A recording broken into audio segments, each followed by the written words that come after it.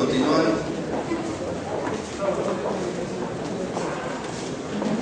Gracias por seguir la secuencia de la exposición, porque me parece que están casi todos o todos los que estuvieron desde el inicio, y eso es bueno. Eso es bueno para el expositor, porque significa de que el tema les interesa a los tantos. A veces se aprovecha del break y ya nos vemos. Y veo que estamos bien. Estábamos en la actividad promotora de la investigación policial y habíamos hecho mención a la declaración del imputado, agraviado y testigos. Cada una de estas manifestaciones o declaraciones tiene sus características. Por ejemplo, se consignan las actas de declaración del imputado, se consigna a veces declaración voluntaria del imputado. ¿Por qué voluntaria? Porque a veces no declaramos. No declara. Si no hay declaración, pues no se le puede obligar. Y cuando declara lo hace porque quiere hacerlo. Declaración voluntaria del imputado. Fíjense. Y este es trabajo de cooperación a veces. Detienen a un sujeto y lo llevan a la dependencia policial. En esa dependencia llaman al fiscal, llaman al defensor de oficio. Está detenido ahí. ¿Qué sucede? Si el defensor de oficio no tiene oportunidad de dialogar con su cliente, con el detenido, brevemente para que le explique lo que ha sucedido y pueda hacer mejor su estrategia de defensa, si no logra eso, ¿qué hace el abogado defensor? Le dice a su cliente, o el imputado le dice, no declares. Y sencillamente, cuando le comienzan a preguntar, no declara. Y eso de alguna manera perturba la fase de investigación. Entonces, si se producen estos supuestos, hay que darle la facilidad al abogado para que converse brevemente o el tiempo necesario con su cliente. ¿Qué interesa al investigador, que en este caso es el fiscal de la policía? Que declare el imputado. No digo que confiese, que declare, ya sea aceptando o no aceptando. Total, al imputado no se le toma puramente, puede mentir. Es más, puede quizás no declarar en esa diligencia y sí después. Lo cierto es que tiene derecho también a ser asesorado por su abogado. Y obviamente lo que se diga al imputado en su declaración se utiliza como fuente de prueba. ¿Qué significa esto? Que el imputado dice, declara, y eso tiene que ser objeto de comprobación, de verificación. Sí, con mayor razón si se trata de una confesión.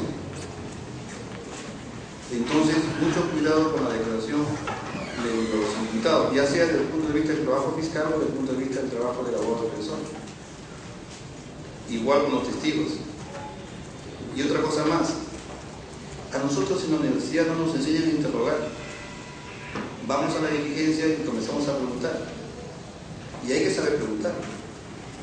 Hay técnicas para preguntar. Hay técnicas de entrevistas y técnicas de interrogatorio. Entonces, si yo voy como fiscal y le pregunto de frente al imputado, oiga, usted se le acusa del delito de hurto agravado. ¿Qué tiene usted que decir? Soy inocente y no he hecho nada. Se me acabó el pliego de preguntas.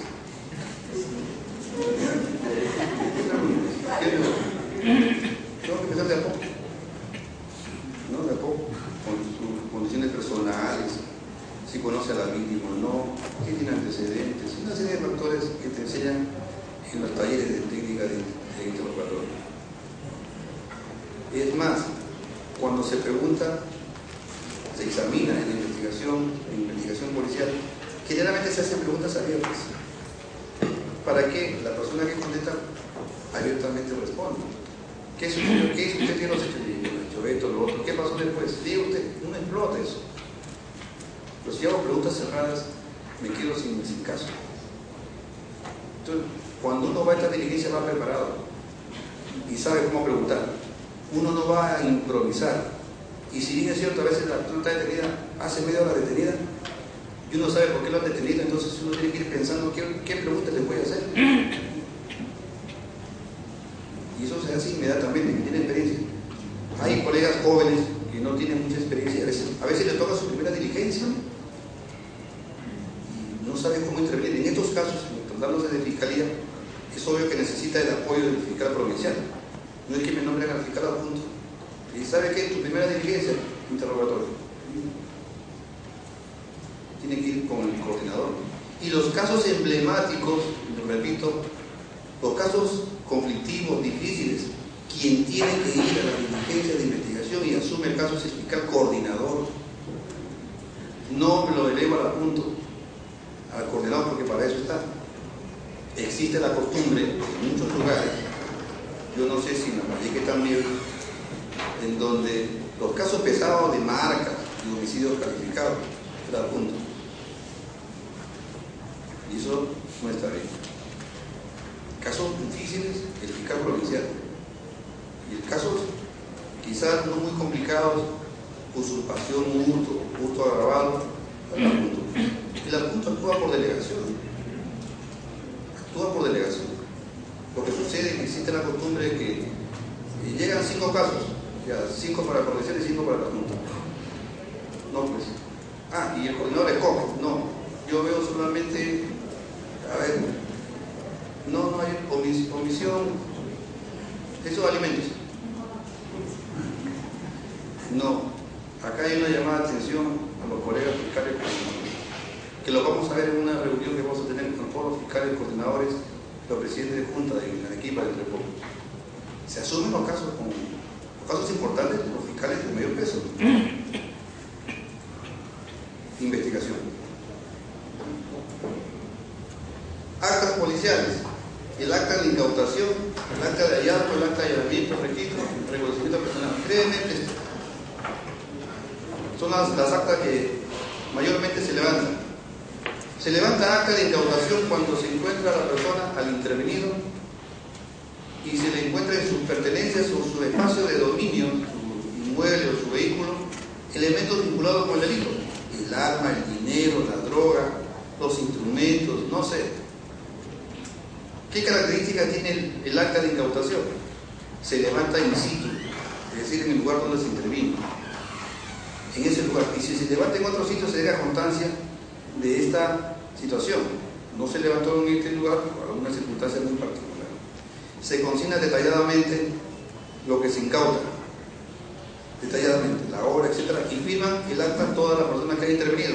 Si está el fiscal, firma el fiscal. Si no está el fiscal, no invalida la diligencia. El fiscal no puede estar en todas las diligencias de investigación policial. En Lima hubo un caso en donde la policía seguía a unos sujetos por tráfico de drogas. Coordinaban con la fiscalía para efectos del seguimiento, etc. Pero en el momento que la policía decide intervenir, no estaba el fiscal.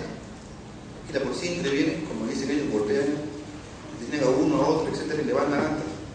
Y no la firma el fiscal. ¿Qué hizo la defensa? Pues firmó las actas porque el fiscal no había intervenido en las diligencias. No es necesario. No es necesario. Suficiente con la policía. Claro está, las partes pueden luego cuestionar esa acta. ¿Sí? Incluso la pueden cuestionar con la firma del fiscal. Es tarea de la defensa. No hay problema. Entonces el acta de incautación se levanta en el lugar donde se produce la intervención del sujeto. ¿Es prueba preconstituida? Claro que es prueba preconstituida, porque eso solamente se hace en investigación policial y no se reproduce en el juicio oral. El acta de hallazgo se levanta cuando no existe intervención de una persona, sino que en un lugar determinado se encontró objetos vinculados con el delito. No se sabe a quiénes pertenecen, se levanta el acta de hallazgo. Se halló en tal lugar, es una bolsa conteniendo pues droga, etcétera, un arma de fuego. Entonces, en el acta de incautación hay personas determinadas y en el acta de hallazgo no hay personas determinadas a quien puede imputársele la pertenencia o la posesión de esos objetos vinculados con el delito.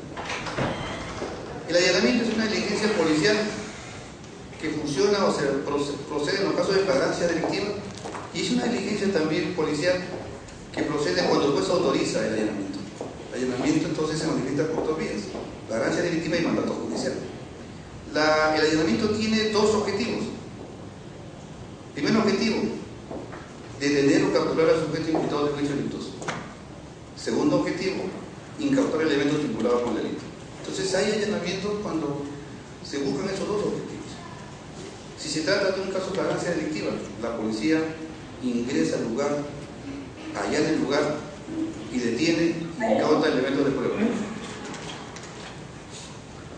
sin necesidad de mandato judicial porque es flagrancia delictiva, sin necesidad de fiscal porque no es necesario fiscal. Si está el fiscal, bien, si no está, no está el fiscal. Igual levanta el acta. Y cuando hay un mandato judicial, cuando el juez ordena el allanamiento, normalmente el juez ordena la intervención policial con presencia fiscal, porque lo que está haciendo el juez es resolviendo un petitorio del fiscal.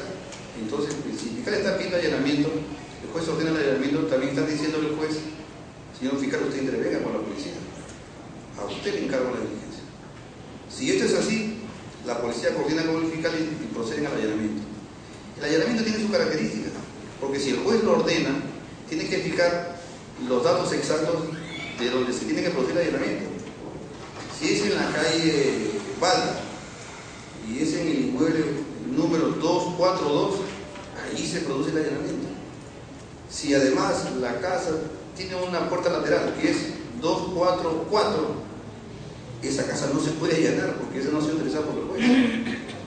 Entonces, si yo pido un allanamiento, tengo que especificar el inmueble número tal y además y tengo que fundamentar el pedido. No es tan sencillo. Entonces, cuando hay mandato judicial, el fiscal lo pide al juez y el juez autoriza. Y cuando hay flagrancia, la policía actúa directamente. ¿Qué pasa si la policía allana un inmueble bajo el supuesto de flagrancia y no encuentra a nadie ni objetos vinculados con el delito? Tremendo problema de la policía. Y si está el fiscal, se suma a la cola, porque puede ser denunciado por abuso de autoridad, etc. Entonces, mucho cuidado en el tema de las intervenciones o allanamientos.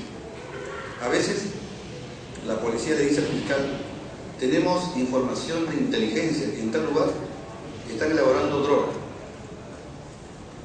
y vamos a allanar. Señor fiscal, ¿nos acompaña? Y dice: un momentito, ¿cuál es su fuente de información? No, son acciones de inteligencia, son informantes. Y necesito saber de eso, porque yo no voy a ir a un lugar así, no va el fiscal. No está obligado. Mientras no le dé información, no está obligado. ¿Qué pasa si van y no encuentran nada? Además, si es flagrancia delictiva, no necesita la policía ir a acompañar al fiscal. Puede ir solo. Lo que pasa es que a veces no lo hacen, quieren escudarse con la fiscalía. Yo creo que aquí el asunto está en la coordinación, la comunicación directa entre la policía y el fiscal. La policía le dice al fiscal: tenemos estos elementos probatorios, acá hay fotografías, acá hay videos, acá hay un informante. Mire usted, señor fiscal. El fiscal se convence y participa con la policía.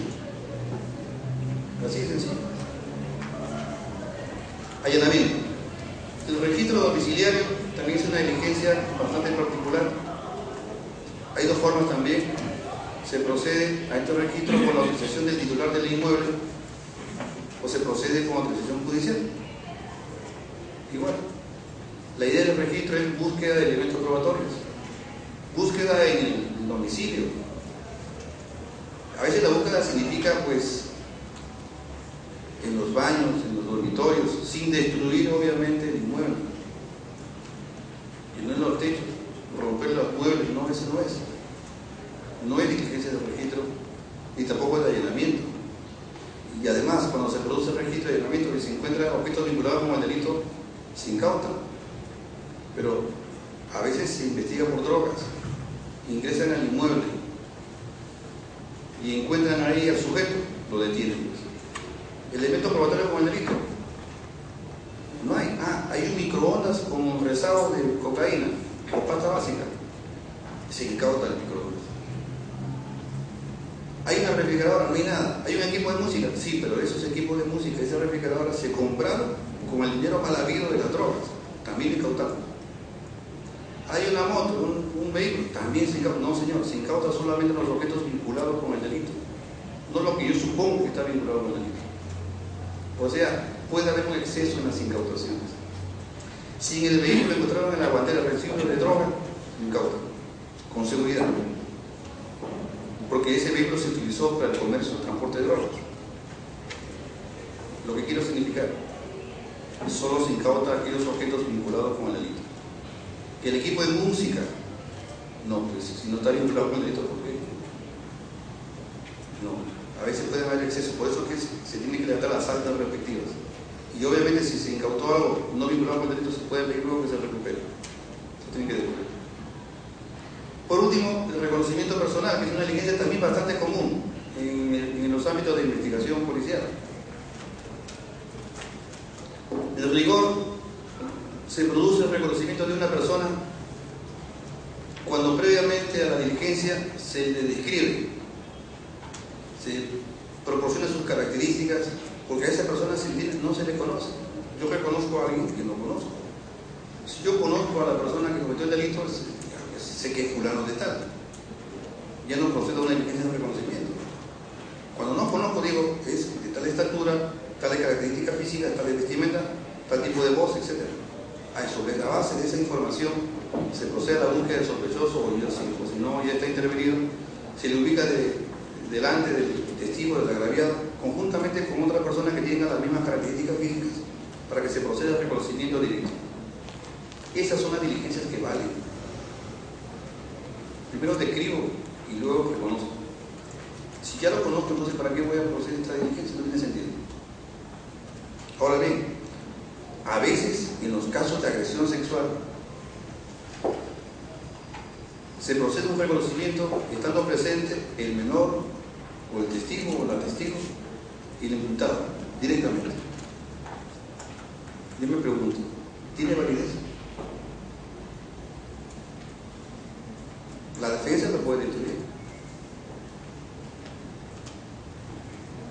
Es difícil.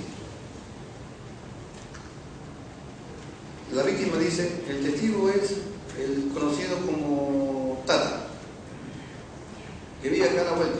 Ah, pero ¿tú sabes quién es entonces? Sí, yo sé quién es, no sé su nombre, pero sé quién es. Ah, diligencia de reconocimiento.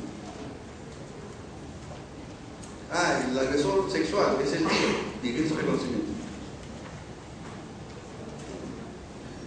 Esta diligencia solo se practica cuando existe una previa descripción del agresor o del agente y se verifica después directamente. Ahora, el reconocimiento se hace directo o a través de medios que impidan que el imputado o sospechoso identifique al testigo o a la víctima,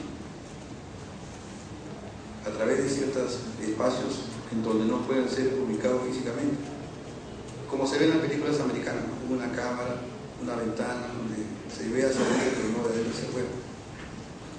Depende de las posibilidades también de los locales de investigación. El reconocimiento de personas, que en algunos lugares se llama reconocimiento en rueda de presos, así se llama. Se practica en la investigación policial, también se puede practicar en la investigación preparatoria.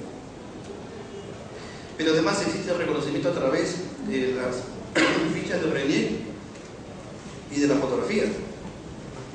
Obviamente que el reconocimiento directo y personal tiene mayor fuerza probatoria. Las fichas de RENIEC también. Lo que sucede es que a veces en las fichas de RENIEC, que son fotos que tenemos en los DNI, es distinta a las personas que han cometido la infracción. Ya están con terno, con su corbatita, y además con el físico bastante cambiado, pelo, etc. Cabello. Y también con las fotografías que tiene la policía, porque la policía maneja pues su folder de fotografías de las personas que han caído por ahí. Uno denuncia, me han asaltado en la calle Balta, número en calle tal, cuadra tal.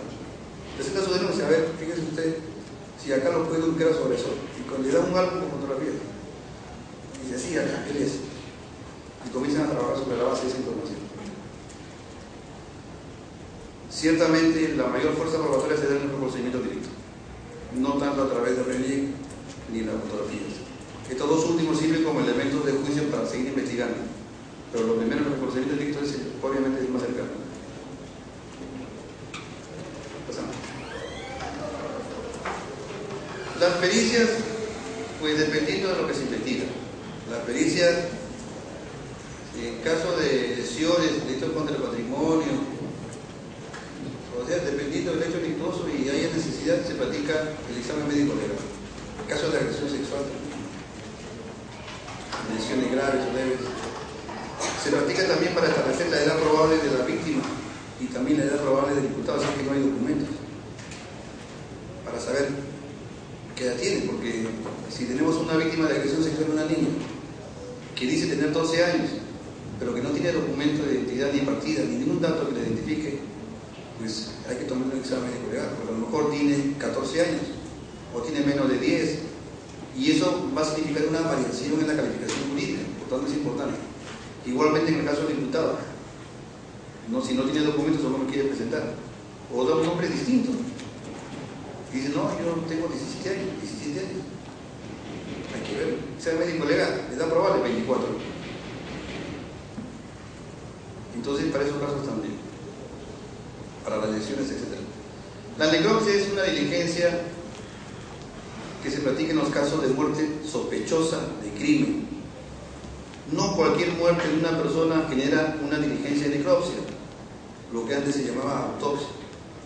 Si la persona fallece como consecuencia de una enfermedad, pues sencillamente no se practica la necropsia. Solo cuando existe sospecha de muerte violenta, es decir, atropello, envenenamiento o algún hecho que genere obviamente la sospecha de que se ha cometido un delito, necropsia. La necropsia se practica por los médicos legistas en donde hay médicos legistas, por los médicos de hospitales donde hay hospitales, por los médicos de salud donde, digamos, existan. Incluso los médicos que trabajan en los cuarteles, si es que no hay médicos legistas, hay que seguir un orden. Este examen significa, pues, yo no sé si todos habrán visto una necropsia, como dicen los colegas de un cuartito.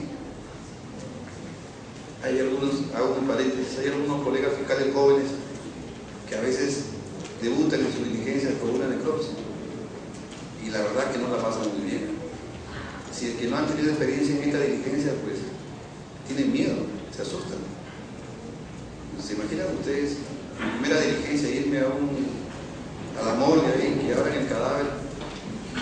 Y además, yo me pregunto, ¿qué hace un fiscal en una diligencia de necropsia? ¿Qué va a verificar? Si al final de cuentas quien hace el informe es el perito. Y quien practica la necropsia no es el médico, sino es el técnico necropsiador, que es el que abre, enseña, muestra, y el médico mira así, toma nota. Acá había, cuando yo estudiaba en San Marcos, nos íbamos a la morgue de Lima, y el técnico necropsiador era un señor de apellido Capuñay, de acá de la sede, bastante conocido, un bajito, gordito, y él nos decía, pues, esto es así, nos ha llegado una muertita, fresquecita, decía. Pase por acá, nos enseñaban, nosotros estamos con los pañuelos, con los perfumes y todo. No es una diligencia agradable, no es una diligencia, digamos, en la que necesariamente es del fiscal, sí es una diligencia pericial de los técnicos y de los médicos. ¿Qué hace un fiscal ahí? Que a veces no está ni siquiera mirando, sino está lejos, de lejos está mirando. Igual que las diligencias de examen de droga en los laboratorios. ¿Qué hace un fiscal ahí? Es una pericia. Pero la ley dice que tiene que estar un fiscal.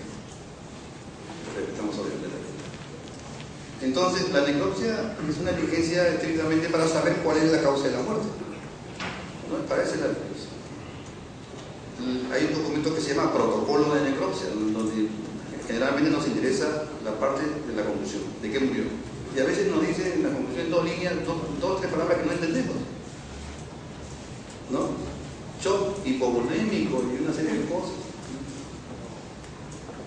Para eso estamos informes y para eso es que luego se le llama al perito al juicio para que explique de qué se trata. Para eso.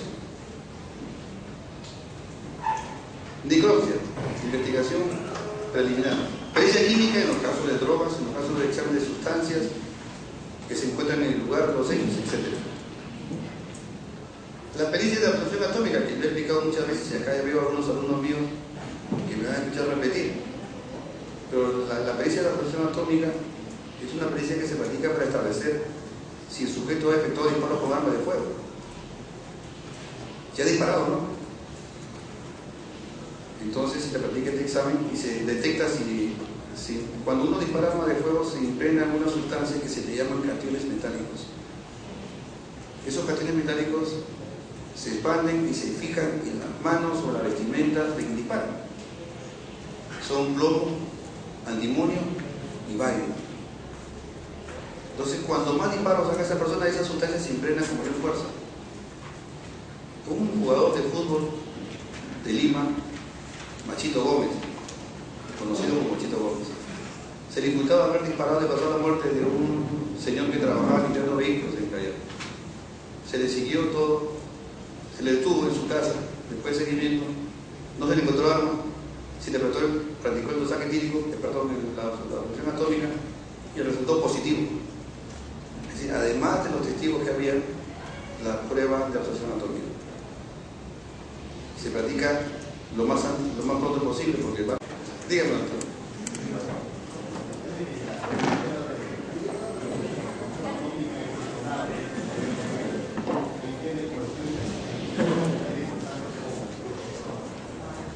Suelo y hay microorganismos ahí en los cuales resulta positivo.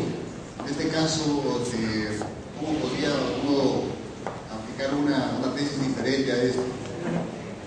Gracias. Claro, todas las pericias tienen un objetivo, establecer si es que lo que se ha sometido a peritación se relaciona con ese delito o no. En el caso de la fusión atómica, pues el sujeto le pueden encontrar plomo, antimonio y bario. Y esos son elementos de juicio para verificarlo para después, dependiendo del medio procesal. Pero a lo mejor solamente encuentran en la pericia plomo y no antimonio y tampoco bario. Es un elemento de juicio. A lo mejor se justifica el plomo porque trabaja con metales y esas cosas. La idea es que aparezcan los tres elementos principalmente. Y eso me va a indicar o me va a requerir un examen conjuntamente con otra prueba. No es suficiente. Las pericias ilustran, no deciden, aunque en algunos casos pueden ser decisivas. Una pericia de balance patrimonial, por ejemplo, para el enriquecimiento ilícito es decisiva, pero puede haber otra forma de interpretación, otras evaluaciones. Las pericias, por ejemplo, la pericia de fusión atómica es un elemento de juicio importante. ¿Qué me dice? Me dice de que ese señor ha disparado con el fuego. ¿Me dice que es el autor del homicidio? No, solamente que ha disparado con el fuego. Nada más. Tendría yo que evaluar esa prueba con otros elementos probatorios. Dígame, doctor. ¿De cuál? De necropsia. En caso de homicidio, si dos protocolos de necropsia, se tiene probable que los dos, uno solo, ¿qué hace?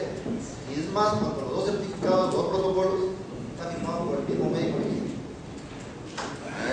Ten muchísimo cuidado con eso.